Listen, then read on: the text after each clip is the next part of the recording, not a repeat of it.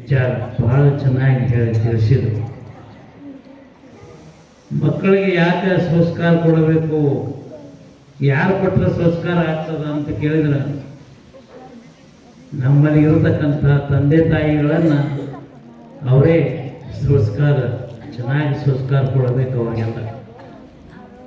ಇಲ್ಲಿ ಎಷ್ಟು ಗಲಾಟೆ ಮಾಡ್ತಿದ್ರು, ಎಲ್ಲ ಶಾಂತ ರೀತಿಯಿಂದ ಕುಂತಿದ್ದಾರೆ. ಯಾಕೆ ಕುಂತಾರಪ್ಪ ಅಂತ ಕೇಳಿದ್ರೆ ಇದು ಒಂದು ಒಳ್ಳೆಯ ಸಂಸ್ಕಾರ ಅಂತ ನಾವು ಇವತ್ತು ತಿಳ್ಕೊಂಡಿದ್ದೀವಿ. ಇಲ್ಲಿವರೆಗೆ ಭಾಳ ಗಲಾಟೆ ಇತ್ತು, ಆದರೆ ಈ ಸಂಸ್ಕಾರ ಅನ್ನೋದು ಬಹಳ ಮುಖ್ಯದ.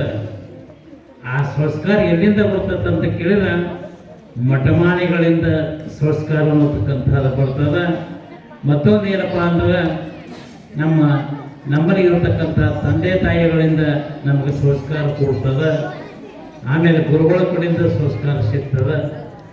ಆ ಸಂಸ್ಕಾರ ಅನ್ನತಕ್ಕಂಥದ್ದು ಯಾರಿಗೆ ಸಿಕ್ಕಿತ್ತಂದ್ರೆ ಶರಣಬಸಪ್ಪಗೆ ಸಿಕ್ಕಿತ್ತಂತ್ರಿ. ಶರಣಬಸಪ್ಪ ಹೆಂಗಿತ್ತಪ್ಪ ಅಂತ ಕೇಳಿದ್ರೆ ಒಂದು ಸಲ ಭಾಳ ಚೆನ್ನಾಗಿದೆ, ಕೇಳ್ರಿ. ನಾನು ಯಾರು ಮಾತಾಡಬೇಡ್ರಿ, ಗಲಾಟೆ ಮಾಡಬೇಡ್ರಿ. ಶರಣಬಸಪ್ಪ ಆತ ಒಂದು ಸಲ ಈಗ ಹೆಂಗ ನಮ್ಮ ಶಾಸ್ತ್ರಿಗಳ ಹೇಳಾಕತ್ತಿದ್ರಲ್ಲ ಹಂಗೆ ಪ್ರವಚನ ಮಾಡ್ಕೊಂತ ವೇದಿಕೆ ಮೇಲೆ ಕುಂತಿದ್ರಂತ. ಕುಂತಾಗ ಆ ಪ್ರವಚನ ಮುಗಿದ ತಕ್ಷಣ ಎಲ್ಲ ಜನ ಏನು ಮಾಡ್ತಿದ್ರು ಅಂದ್ರೆ ಎಲ್ಲರೂ ನಮಸ್ಕಾರ ಮಾಡಕ್ಕೆ ಬಂದ್ರು ಅಂತ. ಅವ್ರಿಗೆ ಎಲ್ಲರೂ ನಮಸ್ಕಾರ ಮಾಡಕತ್ತಿದ್ರು. ಯಾರಿಗೆ? ಶರಣಾಪಗ. ನಮಸ್ಕಾರ ಮಾಡೋರು ಹೋಗೋರು, ನಮಸ್ಕಾರ ಮಾಡೋರು ಹೋಗೋರು. ಅದ್ರೊಳಗೆ ಏನಾಯ್ತಂದ್ರೆ ಒಬ್ರು ಹೆಣ್ಮಗಳು ಅಳ್ಕೊಂತ ಬಂದಳ್ರಿ. ಅಳಕತ್ತಿದ್ರು ಬಹಳ. ಅವಾಗ ಇವರೆಲ್ಲ ಕುಂತವರೆಲ್ಲ ಏನು ಕೇಳಿದ್ರಂದ್ರೆ, ಯಾಕಮ್ಮ ಎದಕ್ಕೆ ಅಳಕತ್ತಿದ್ದೀನೋ? ನಿಮ್ಮ ಮನೆಯೊಳಗೆ ಯಾರೇ ನಿಮ್ಮ ಅತ್ತಿ ಮಾವ ಏನಾರೇ ಅಂದಾರೇನೆ? ನಿಮ್ಮ ತಂದೆ ತಾಯಿ ಯಾರೇ ಏನಾರೇ ನಿಮ್ಮ ಬೇದಾರೇನೆ? ಏನ ಪಕ್ಕದ ಮನೆಯನ್ನವ್ರು ಯಾರು ಏನಾರೇ ಬೇದಾರೇನಂತ ಕೇಳಿದಾಗ ಅಷ್ಟು ಕೇಳಿದ ತಕ್ಷಣ ಮತ್ತೆ ಅಳುದು. ಅವಾಗ ಶರಣಪ್ಪ ವೇದಿಕೆ ಮೇಲೆ ಕುಂತಿದ್ದಲ್ಲ, ನೋಡಿ ಆತ ಕೇಳ್ತಾನ, ನೋಡ್ರಮ್ಮ ಆ ತಾಯಿ ಯಾಕೆ ಆಡ್ತಾ ಇದ್ದಾಳೆ ಸ್ವಲ್ಪ ವಿಚಾರ ಮಾಡ್ರಿ ಅಂತ ಅಂದಾಗ ಹೋಗಿ ಒಬ್ಬ ತಾಯಿ ಹೋಗಿ ಕೇಳಿದಾಗ, ಆ ತಾಯಿಗೆ ಪ್ರಶ್ನೆ ಕೇಳಿದಾಗ ಆ ತಾಯಿಗೆ ಉತ್ತರ ಕೊಡಲಿಲ್ಲ. ಆಕಿ ಮತ್ತೆ ವಾಪಸ್ ಅಳಲಾಕತ್ತಳ್ರಿ. ಮತ್ತೆ ಬರೇ ಅಳೋದು. ಅವಾಗ ಅಳತಕ್ಕಂಥ ವಿಷಯ ಯಾರಿಗೆ ಗೊತ್ತಿತ್ತಂದ್ರೆ ಶರಣಪ್ಪಗೆ ಮಾತ್ರ ಗೊತ್ತಿರ್ತದ. ಶರಣಬಸವೇಶ್ವರಿಗೆ ಮಾತ್ರ ಗೊತ್ತಿತ್ತು. ಯಾಕೆ ಅಳಾಕತ್ತಾಳೋ ಅನ್ನೋದು ಶರಣಪ್ಪಗೆ ಗೊತ್ತಿರ್ತದ. ಅವಾಗ ಹಂಗೆ ಕೇಳಿದಾಗ ಮತ್ತೆ ಅಳ್ತಿದ್ರು. ಎದುರುಗಡೆ ಬಂದು ನಮಸ್ಕಾರ ಮಾಡಿದ್ರು. ಯಾರಿಗೆ? ಶರಣಪ್ಪಗೆ ನಮಸ್ಕಾರ ಮಾಡಿದ್ರು. ಮಾಡಿ ಮತ್ತೆ ಅಳಾಕತ್ತ. ಅವಾಗ ಶರಣಪ್ಪ ಕೇಳ್ತಾನ, ಯಾಕೆ ತಾಯಿ ಯಾಕೆ ಅಳ್ತಾ ಇದೀಯ? ಏನು ಬೇಕಾಗಿತ್ತು ನಿನಗೆ? ಯಾವ ಉದ್ದೇಶಪೂರ್ವಕವಾಗಿ ನೀನು ಅಳ್ತಾ ಇದೀಯ ಅಂದಾಗ ಅವಾಗ ಆ ತಾಯಿ ಹೇಳ್ತಾಳೆ, ನೋಡಪ್ಪ, ಹೆಣ್ಣು ಮಗು ಹುಟ್ಟಿದ್ರೆ 500 ರೂಪಾಯಿ ಅಂತ ಹೇಳ್ತೀಯ, ಗಂಡ ಮಗು ಹುಟ್ಟಿದ್ರೆ 1,000 ರೂಪಾಯಿ ಅಂತ ಹೇಳ್ತೀಯ, ಕೊಡ್ಬೇಕಂತ ಹೇಳ್ತಿ. ಆಗ ನನಗೆ 15 ವರ್ಷ ಆಯ್ತು, 15-20 ವರ್ಷ ಆಯ್ತು, ನನಗೆ ಮಕ್ಕಳಾಗಿಲ್ಲ. ಮತ್ತು ನನಗೆ ಮಕ್ಕಳು ಆಗ್ತಾವೋ ಇಲ್ಲೋ ಅಂತ ಕೇಳಿದಾಗ ಅವಾಗ ಶರಣಪ್ಪ ಹೇಳ್ತಾನ, ನಿನಗೆ ಆಗ್ತಾವನು ಅಂತ ಹೇಳಲಿಲ್ಲ ಶರಣಪ್ಪ, ನಿನಗೆ ಮಕ್ಕಳು ಆಗ್ತಾವನು ಅಂತ ಹೇಳಲಿಲ್ಲ, ಆಗುದಿಲ್ಲ ಅಂತಲೂ ಹೇಳಲಿಲ್ಲ. ಏನು ಮಾಡ್ತಾವ ಅಂತ ಕೇಳಿದ್ರೆ ತನ್ನ ಒಂದು ಜಾಣತನ ತೋರಿಸಿದ. ಯಾರ? ಶರಣಪ್ಪ ಒಂದು ಜಾಣತನ ತೋರಿಸಿದ. ಏನು ಕೊಟ್ಟ ಅಂತ ಕೇಳಿದ್ರೆ ಆ ತಾಯಿ ಕೈ ಒಳಗೆ ಒಂದು ಉತ್ತತ್ತಿ ಕೊಟ್ಟ. ನೀವೇನು ನಾವು ಎಲ್ಲ ಕಡೆ ನಮ್ಮ ಭಾಗದಾಗ ಖಾರಿಕ್ ಅಂತೀವಿ, ನೀವು ಈ ಕಡೆ ಉತ್ತತ್ತಿ ಅಂತೀರ. ಒಂದು ಉತ್ತತ್ತಿ ಕೊಟ್ಟ.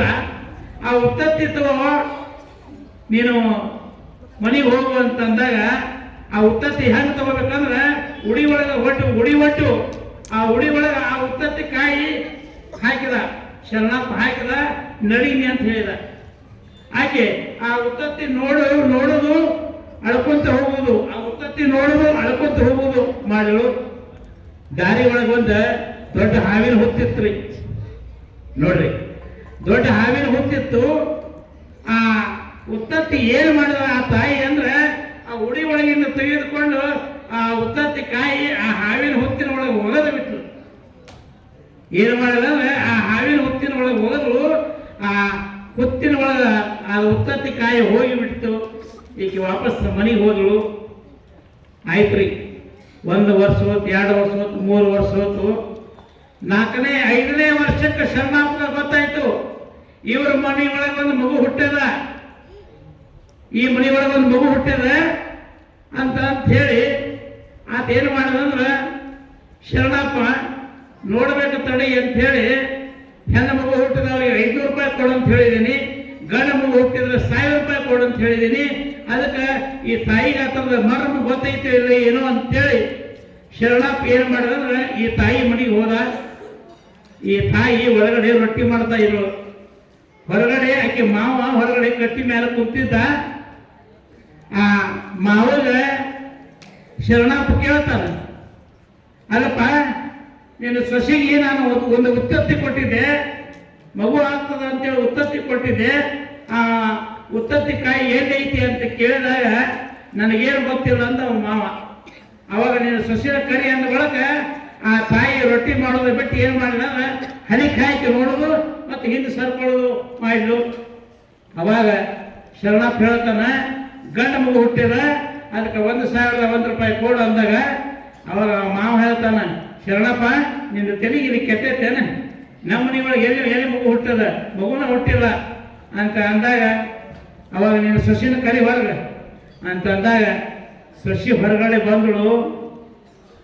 ಬಂದಾಗ ಕೇಳ್ತಾನ ಶರಣಪ್ಪ, ಅಲ್ವಾ ಒಂದು ಉತ್ತತ್ತಿ ಕಾಯಿ ಕೊಟ್ಟಿದ್ದೆ ನಿನಗೆ, ಆ ಕಾಯಿ ಏನು ಹೋಗಿದ್ದೀನಿ ಅಂತ ಅಂದಾಗ ಯಪ್ಪ ಆ ಉತ್ತತ್ತಿ ನಾನು ಏನು ಮಾಡಿದ ಉಡಿ ಒಳಗೆ ತಗೊಂಡು ಬಂದ ನಾನು ಹಾವಿನ ಹೊತ್ತಿನ ಒಳಗೆ ಒಗೆದಿದ್ದೀನಿ ಅಂತ ಅಂದಾಗ ಎಂಥ ಕೆಲಸ ಮಾಡಿಬಿಟ್ಟೆವ, ಕೆಲಸ ಕೆಟ್ಟವ, ಬಹಳ ದೊಡ್ಡ ಅನಾಹುತ ಮಾಡಿದೆವ ನೀನು ಅಂತಂದಾಗ ಅವಾಗ ಶರಣಪ್ಪ ಹೇಳ್ತಾನ, ಯಾವ ಹುತ್ತಿನ ಒಳಗೆ ಹೋಗದಿ ನೋಡೋಣ ನಡಿ ಅಂಥೇಳಿ ಆ ಎಲ್ಲೆಲ್ಲಾದ್ರು ಹುತ್ತು ನೋಡೋಣ ಅಂಥೇಳಿ ಆ ಹುತ್ತಿನ ಹತ್ರ ಬರ್ತಾರೆ.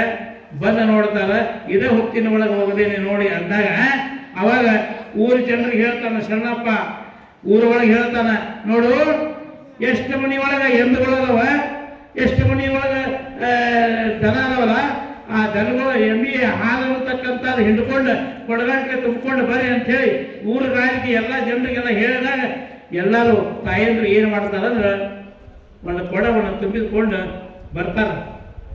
ಬಂದ ಆ ಹುತ್ತಿನ ಮೇಲೆ ಎದ್ದು ನಿಂತು ಏನು ಮಾಡ್ತಾನೆ ಶರಣಪ್ಪ ಅಂದ್ರೆ ಆ ಎಲ್ಲ ಕೊಡಗಳು ತೊಗೊಂಡು ಹಾಲು ಆ ಇದಕ್ಕೆ ಹಾಕ್ತಾನೆ, ಎಲ್ಲ ಹುತ್ತಿನೊಳಗೆ ಹಾಕ್ತಾನೆ.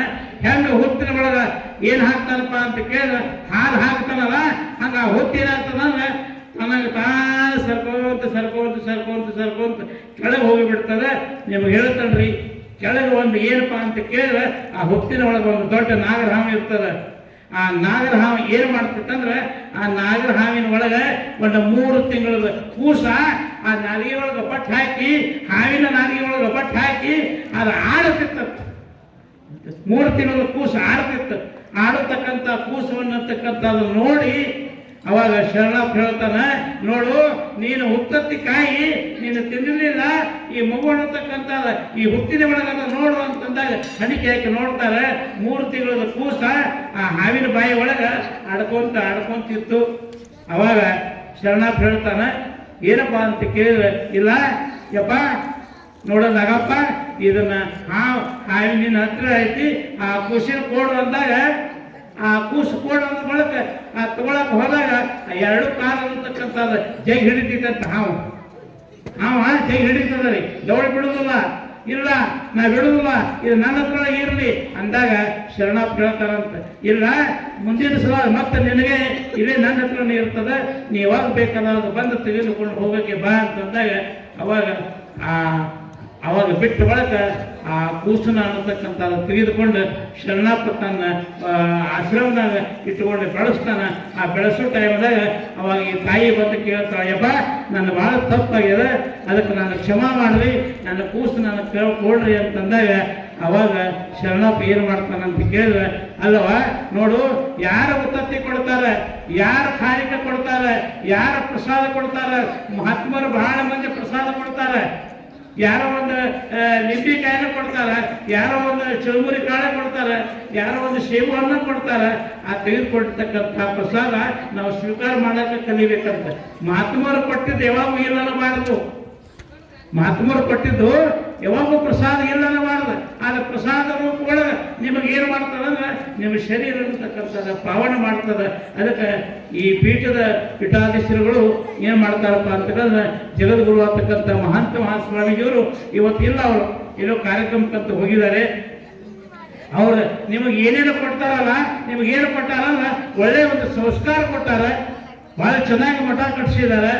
ಈ ಮಠದ ಒಳಗೆ ನಿತ್ಯ ನೋಡ್ರಿ, ನೀವು ಯಾರು ಬರಲಿ ಬಿಡಲಿ ಅನ್ನತಕ್ಕಂಥ ಒಂದು ತಿಂಗಳ ಪರ್ಯಂತ ಈ ಒಂದು ಏನಪ್ಪ ಅಂದ್ರೆ ಶರಣಬಸವೇಶ್ವರ ಪುರಾಣ ಕಾರ್ಯಕ್ರಮ ಅನ್ನತಕ್ಕಂಥ ಪ್ರಾರಂಭ ಮಾಡಿದ್ದಾರೆ. ಅಂದ್ರೆ ಇದು ಬಹಳ ಹೆಮ್ಮೆಯ ವಿಷಯ ಅನ್ನತಕ್ಕಂಥ ಇವತ್ತು ನಾವು ಹೇಳಬೇಕಾಗಿದೆ. ಯಾಕಂದ್ರೆ ಎಲ್ಲೆಲ್ಲೋ ಕಾರ್ಯಕ್ರಮಗಳನ್ನು ಬಂದಾಗಿದ್ದಾವ, ಶರಣಬಸಪ್ಪನ ಪುರಾಣಗಳು ಎಲ್ಲೆಲ್ಲೂ ಹಚ್ಚಾರಲ್ಲ, ನಡುವನ್ನ ಬಂದಾಗಿದ್ದಾವ. ಆದ್ರೆ ಇಂಥ ಸಣ್ಣ ಹಳ್ಳಿ ಒಳಗೆ ಈ ಕುದುರೆಮೂತಿ ಅನ್ನತಕ್ಕಂಥ ಗ್ರಾಮದಲ್ಲಿ ಈ ಕಾರ್ಯಕ್ರಮ ನಡೆದದನ್ನ ನಮಗೂ ಬಹಳ ಖುಷಿ ಅನ್ನಿಸ್ತು. ಯಾಕಂದ್ರೆ ಈ ಖುಷಿ ಅನ್ನತಕ್ಕಂಥದ್ದು ಏನಪ್ಪ ಅಂತ ಕೇಳಿದ್ರೆ, ನಮಗೆ ಇಲ್ಲಿ ಯಾರು ಪರಿಚಯ ಇಲ್ಲ, ನಾವು ಅಚಾನಕವಾಗಿ ಬಂದಿವಪ್ಪ ಅಂತ ಕೇಳಿದ್ರೆ ನಮ್ಮ ತವಲಾಜಿಯವರು ನಮಗೆ ಬಹಳ ಪರಿಚಯ. ಆ ಪರಿಚಯ ಮುಖಾಂತರವಾಗಿ ನಾವು ಈ ಗ್ರಾಮಕ್ಕೆ ಬರಬೇಕಾಯಿತು. ಅದಕ್ಕೆ ತಮ್ಮೆಲ್ಲರೂ ದರ್ಶನ ಸ್ಪರ್ಶನ ಸಂಭಾಷಣ, ಅದಕ್ಕೆ ಮರಾಠಿ ಒಳಗೆ ಒಂದು ಶಬ್ದ ಹೇಳ್ತಾರೆ, ಏನಪ್ಪ ಅಂತ ಕೇಳಿದ್ರೆ, ಸಮುದ್ರಕ್ಕೆ ಪಾನಿ ಸಂಪೇಪ ಗುರುಶಾಸ್ತ್ರ ಕದಿಗೆ ಸಫಲನಾಹಿ ಅಂತ. ಸಮುದ್ರದ ನೀರು ತಿನ್ನಬಹುದು, ಆದ್ರೆ ಹೇಳ್ತಕ್ಕಂಥ ವಿಚಾರಗಳನ್ನು ಎಂದೆಂದಿಗೂ ಮುಗಿದಿಲ್ಲ, ಯಾವ ಕಾಲಕ್ಕೂ ಮುಗಿಯಂಗಿಲ್ಲ ಅನ್ನತಕ್ಕಂಥ ವಿಚಾರವನ್ನು ನಾವು ನೀವು ಹಚ್ಕೊಳ್ಳೋಣ. ಯಾಕಂದ್ರೆ ಅದೇನು ಹೇಳ್ತಾರಲ್ಲ, ಬಿತ್ತಕ್ಕಿಂತ ಹೊಲ ನೋಡ್ಬೇಕಂತ, ಹತ್ತಕ್ಕಿಂತ ಕುದುರೆ ನೋಡ್ಬೇಕಂತ, ಶಾಸ್ತ್ರ ಪುರಾಣ ಪ್ರವಚನ ಹೇಳಬೇಕಾದ್ರೆ ಟೈಮ್ ನೋಡಿ ಹೇಳಲಿಲ್ಲ ಗತಿಗೇಳಿ ಅಂದಾರಂತ. ಹಂಗೆ ನಾನು ಕೂಡ ಟೈಮಿಂಗಿಗೆ ಬಹಳ ಮಹತ್ವ ಕೊಡ್ತದೆ. ಮಹಾಪ್ರಸಾದ ಪ್ರಾರಂಭ ಆಗ್ತದೆ, ಅದಕ್ಕೆ ಮಂಗಲ ಆದ ನಂತರ ಮಹಾಪ್ರಸಾದ ನಾವು ನೀವು ತೆಗೆದುಕೊಂಡು ಪುಣ್ಯವಂತ ಆಗೋಣ ಅನ್ನೋದಕ್ಕಂಥ ಒಂದು ಮಾತನ್ನು ಹೇಳಿ ನನ್ನ ಮಾತಿಗೆ ಬಹಳ ಓಂ ಶಾಂತಿ. ಹಲೋ, ಇನ್ನೊಂದು ಪರಮ ಪೂಜ್ಯರು ಬಹಳ ಸುಂದರವಾಗಿರ್ತಕ್ಕಂಥ ಆಶ್ರಮ ಚಿನ್ನವನ್ನು ನೋಡಿದರು. ಸಂತ ಮಹಾತ್ಮರ ಆಶೀರ್ವಾದವನ್ನ ಮಾಡಿದಾಗ ಆಶೀರ್ವಾದವನ್ನ ತಗೊಳ್ಳುವಂಥ ಯೋಗ್ಯತೆ ಇದ್ರೆ ಮಾತ್ರ ಆಶೀರ್ವಾದ ಉಳಿತಿದ್ದ, ಇಲ್ಲಂದ್ರೆ ಉಳಿಯೋದಿಲ್ಲ. ಹಂಗ ಯಾಕಂದ್ರೆ ಆ ತಾಯಿ ತಿಳುವಳಿಕೆ ಇದ್ದಿಲ್ಲ,